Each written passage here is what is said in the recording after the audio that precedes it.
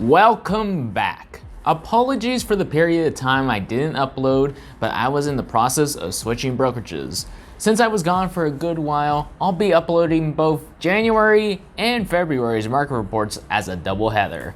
For now, let's start with January's report. The last market report we did for December showed some new trends surfacing with the usual trends right behind them. The new trend that feels the most significant is the fact that the median sales price did not increase from November to December. Inventory had been increasing month to month and contract activity kept declining, so it was just a matter of time before the median sales price would level out. This has resulted in the leveling of a playing field between buyers and sellers. Will inventory continue to increase? Will contract activity continue to decline? Will the median sales price stay the same, increase, or decrease? Stay tuned for January's market report. Quick disclaimer, there are other agents doing market reports for Las Vegas. You might see different stats in the categories discussed in this video. Agents across Las Vegas have different sources, and those sources might have different data. For transparency's sake, I will link all the sources I have used personally to create this video market report in the description below. First up is the median sales price. January clocked in at $420,000, which is the same as December. Year over year, the increase has been marked at $55,000.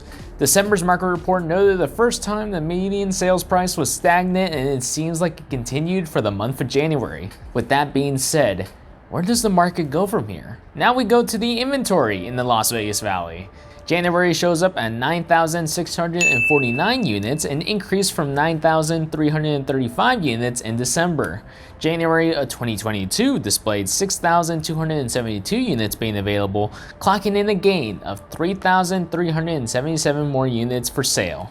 Monthly inventory continues to increase, and the yearly comparisons show us how much the inventory situation has changed in a year. We now cover pending transactions, where a seller accepts a buyer offer and the transaction goes into escrow. January sits at 35,487 units being under contract, marking a decrease of 1,163 fewer units being under contract when compared to December. January of 2022 had 51,776 units under contract, which marks a decrease of 16,289 fewer buyers getting their offers accepted.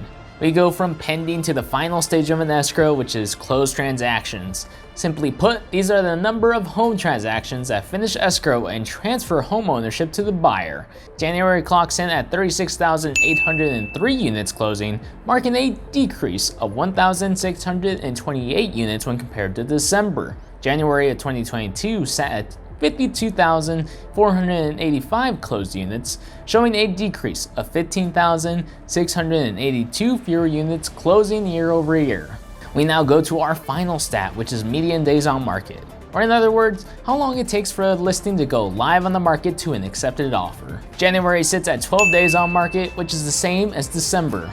Annual gains show a decline, where it took 9 median days to sell in January of 2022.